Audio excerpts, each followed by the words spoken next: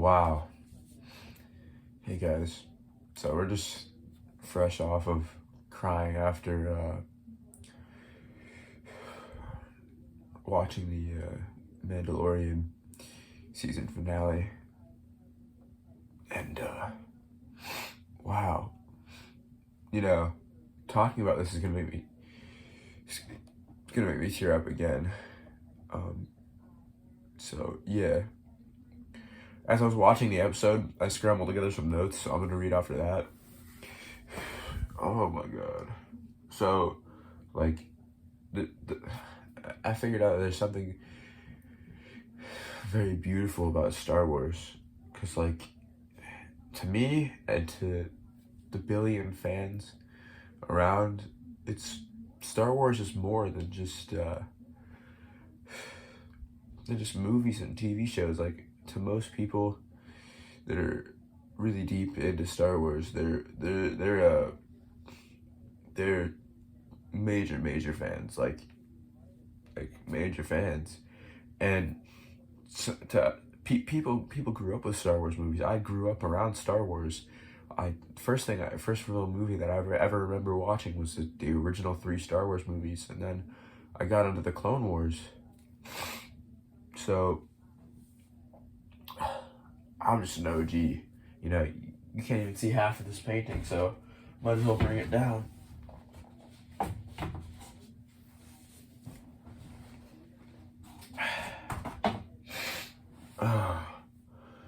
This was wonderful. I think Dave Filoni needs to be praised. Dave Filoni and Jon Favreau, they need to be praised for making such an amazing series. And I know that there's going to be a third series, but man. So, yeah, let's get into the breakdown of the video. So, we see Mando, Boba Fett, Cara Dune, and Fennec Shand going after an Imperial shuttle carrying Dr. Pershing, who's the clone scientist who worked on Kamino with the clones of Jango Fett, later became Boba Fett. Or one of the clones later became Boba Fett. They get intel from Dr. Pershing and the Mandalorian. You know, he asks him a whole bunch of questions. Where are the Dark Troopers, and how many of them are there, and where Grogu is being, stored and all that. And he complies with the band of rebels. And the episode is titled "The Rescue," foreshadowing the eventful rescue of Grogu on Moff Gideon's light cruiser. Din and the gang show up at a bar where Bo-Katan happens to be. Now, when this shot pans out, one of the first things I noticed was the sky and ships flying around in the sky. Now, one of the very obvious ships that we see is a Corellian freighter, if you will, and it looked exactly like the Millennium Falcon. Now, in the star system that Moff Gideon and his team is in right now, that's the same system that Han Solo and Princess Leia are in. Princess Leia Organa are in, if you read the Legends books. And I believe that Luke Skywalker was originally with them, but this is around the same time that he went around the galaxy to collect artifacts for his new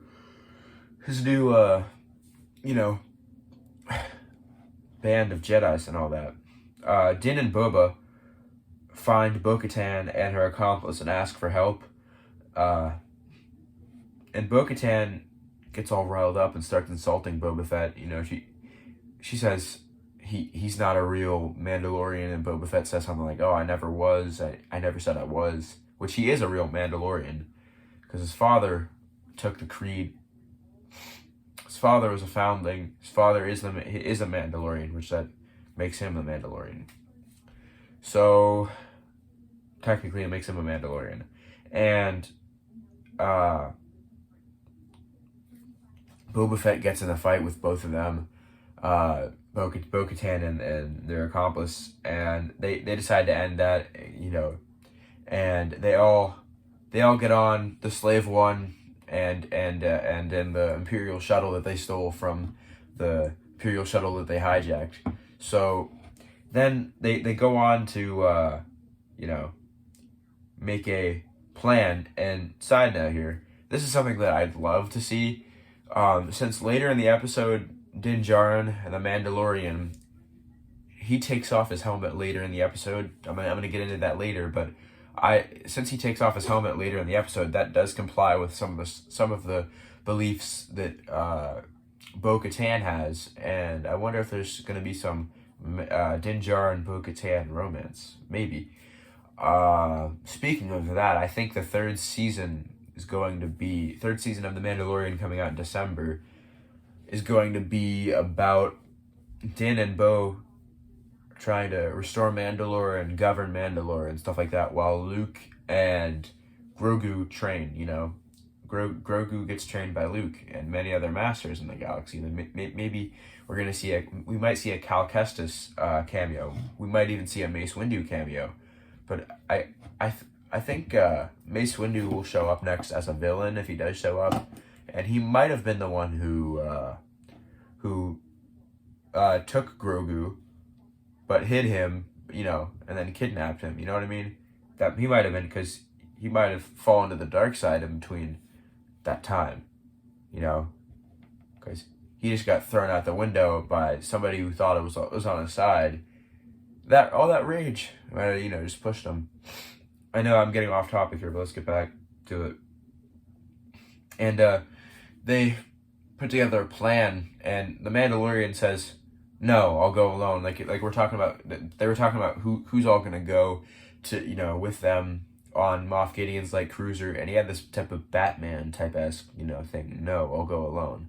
So I thought that was really cool to include in this, and they Boba Fett pretends to shoot at the shuttle, and the shuttle does like a fake crash landing, and Moff Gideon senses that it's the band of rebels, and maybe Giancarlo Esposito is force sensitive after all. We don't know. We have no idea.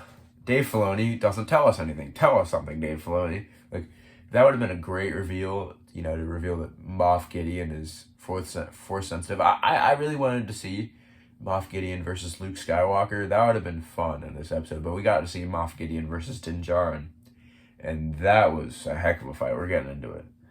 But Bo, Fennec, and Kara, and Katana, I can't say this other lady's name because I don't know how to pronounce it, so we'll call her the other lady. They make their way to the bridge of the ship and take everyone out. No questions asked. We went on a trip to Alderaan and no questions asked. Obi-Wan Kenobi reference. Moff Gideon commands the Dark Troopers to be powered up, to be activated, and they get deployed. And one weird thing I heard in this episode was the whole time that Mando was wandering around the ship. Every time they cut to a video of him wandering around the ship, or a clip of him wandering around the ship, they always played some sort of dubstep. Like there was a dubstep version of the Mandalorian theme.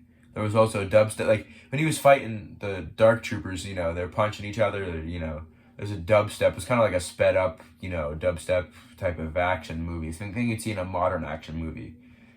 So that was weird. That's the one kind of thing that drew me out of it. And I noticed when they were sneaking around the ship, the Darksaber could be heard in the background, but I don't know if anybody else is going to pick up on that when they make their breakdowns. I think I might be one of the first couple ones to make a breakdown.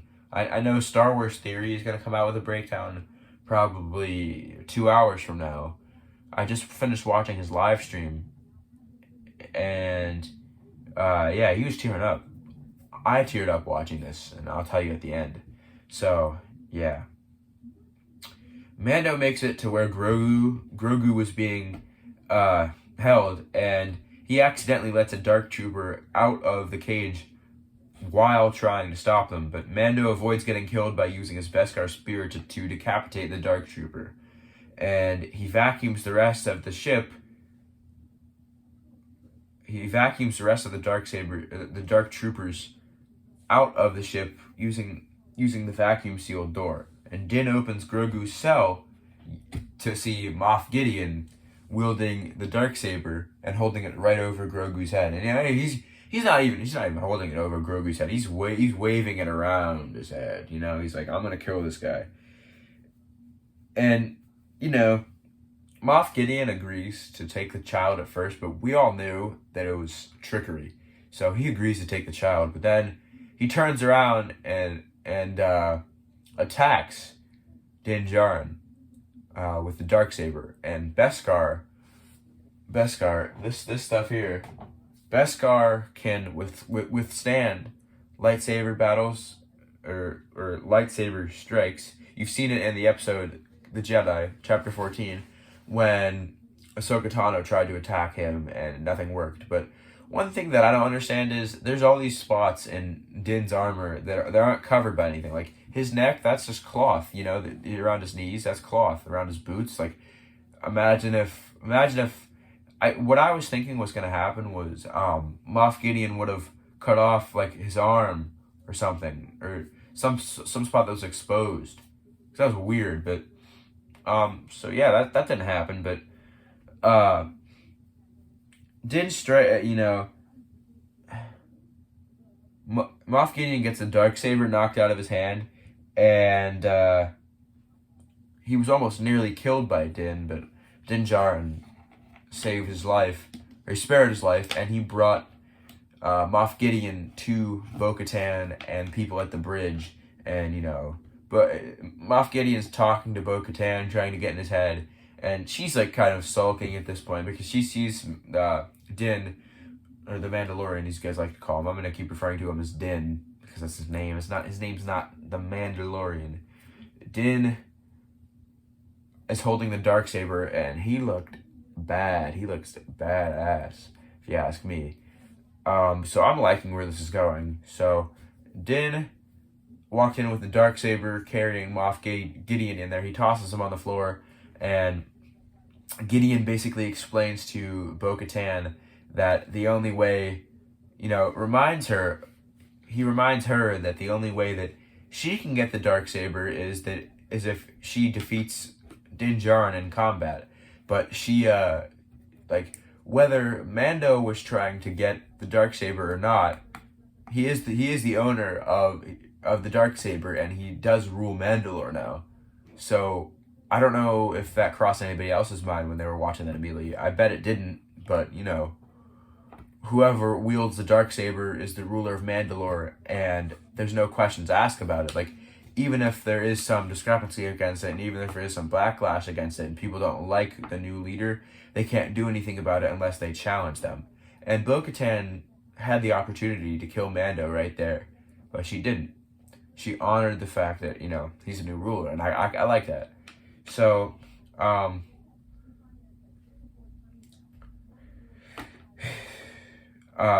next thing we see is the Dark Troopers somehow make their way back onto the ship, the light cruiser, from space.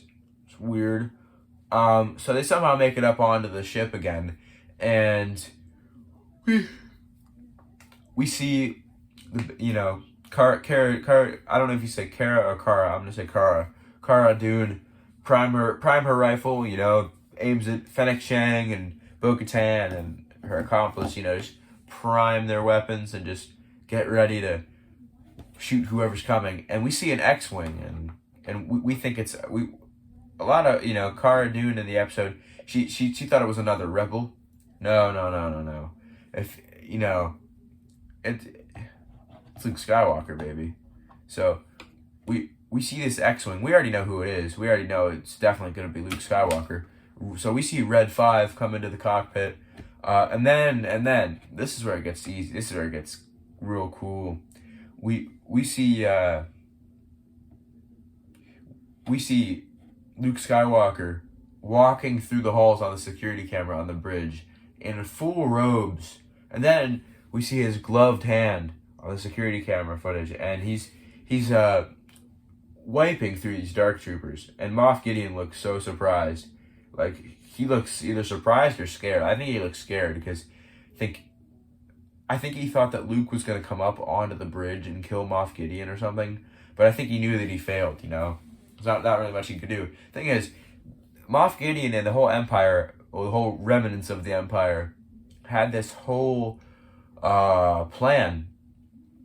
And they originally succeeded with it, but then Din Djarin and the gang showed up and was like, oh, we're going to kill you guys and take our stuff back. And that's what happened. So Luke Skywalker slices through these dark troopers like a warm knife through butter.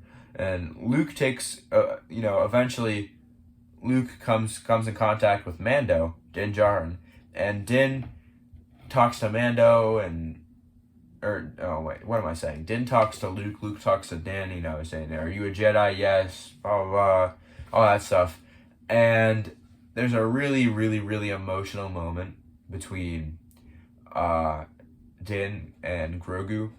Grogu doesn't want to go away from Din because they've built this really big attachment, and that's probably going to cloud some of Grogu's Jedi training. But Grogu looked up at Mando and looked over at Luke. Now he's clinging on to Mando's leg, saying, oh no, don't leave me or something, and Din picks up Grogu.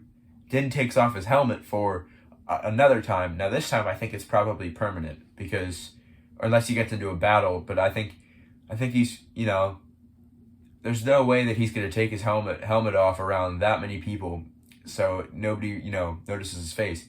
And he took off his helmet in front of Luke Skywalker. You really think Luke took it off in front of Luke Skywalker? But he's worried about anybody else seeing his face. You know what I'm really worried about? I'm worried if he's gonna go to the armorer to get his armor repaired or anything like that. The armorer is gonna say, "Oh well, you didn't take your helmet off at all, did you?" And he's not gonna know what to say.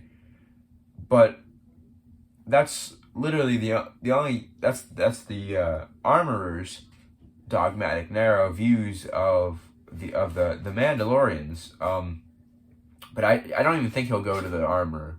I think there will be people on Mandalore who can probably repair his armor himself. Maybe he changes up parts of the color on his armor. But I would not like to see him get a new pair of armor. I would like to see him change the color of his armor. So R2 comes in the room, they just talk, and Mando now has his helmet off, and he's crying as he watches Grogu get taken away by Luke Skywalker, but he knows it's for the best. I cried 3 times. I watched the whole episode 3 times before I made this video, to get all my ducks in a row and everything. So, very, very, very, very excellent work by Dave Filoni. And then we see the credits, come up on the screen. And all the early people missed it. All the people who just, episode's over. Time to make a video on this, or time to not make a video on this, or time to go to sleep. All the tired people at 3 a.m., just like me, they all went to sleep. I stayed up, I watched the rest of the episode, and I skipped through the credits because that wasn't all that was there, We get a post-credit scene, and the post-credit scene shows Boba Fett walking into Jabba's palace, and the Twi'lek who was serving Jabba the Hutt is now on Jabba's throne, and there's a whole bunch of people in there and everything, and Boba and Fennec Shand come into the palace and kill everybody in there. So they kill everybody in there, and they leave the guy sitting on the throne. And the guy says in Huttese, which is his language that he speaks, and there's captions on the board or on the bottom of the screen, and it says, "Oh, I thought you were dead, and glad to see you." And then he says, "I heard there were rumors that you were alive." And before he could say alive or finish what he was saying, Boba Fett pulled out his E11 blaster rifle and shot him. And then Boba Fett throws him off the throne, and sits in the throne, the Jabba the Hutt throne. So now you guys heard of the Hutt cartel before. I think what's gonna happen is like this is what happened in the Legends books. Boba Fett did exactly what he did in the TV show just now that I just described. I think he'll lead the crime underworld in Tatooine and all over the galaxy. Now instead of calling it the Hutt cartel, they should call it the Fett cartel. That makes a lot more sense. Sounds nice. Now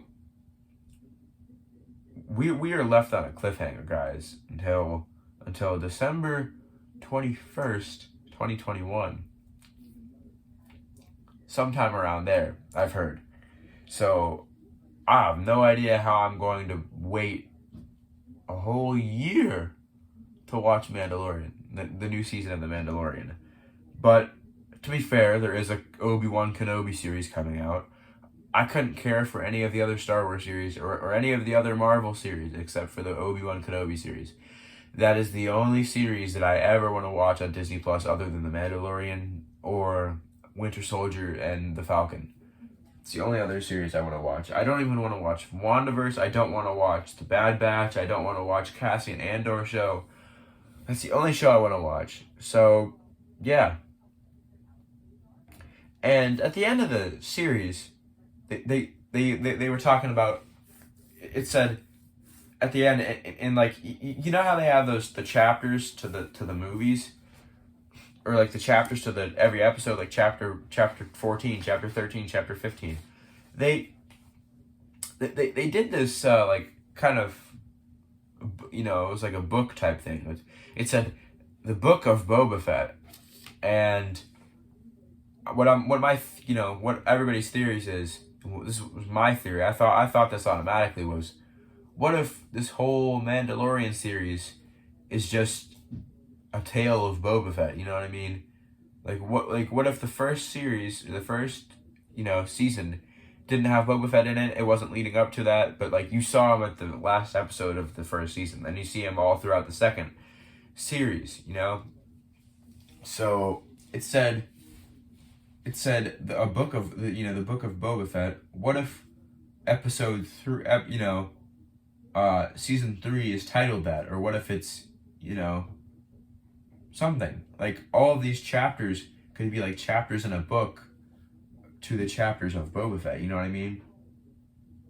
I definitely think that we're going to get a Mandalorian or a Boba Fett standalone show that probably shows Luke and Grogu training one way, and Boba Fett and Fennec Shand governing, ruling the crime world of Tatooine. So that's my breakdown. Those are my thoughts, guys. I know it was a long video, but I don't really do that much with editing, so you guys have to sit here and listen to me for 20 minutes or 23 minutes. To the people who did not watch The Mandalorian at all this season, I'm sorry. I spoiled this for you, but it had to be done. It's not much, but it's not much work. So, yeah. But I want you guys to remember that, I'm just a simple man trying to make my way around the galaxy, Anyway, thank you guys for watching this video. See you guys all in the next video. Bye-bye.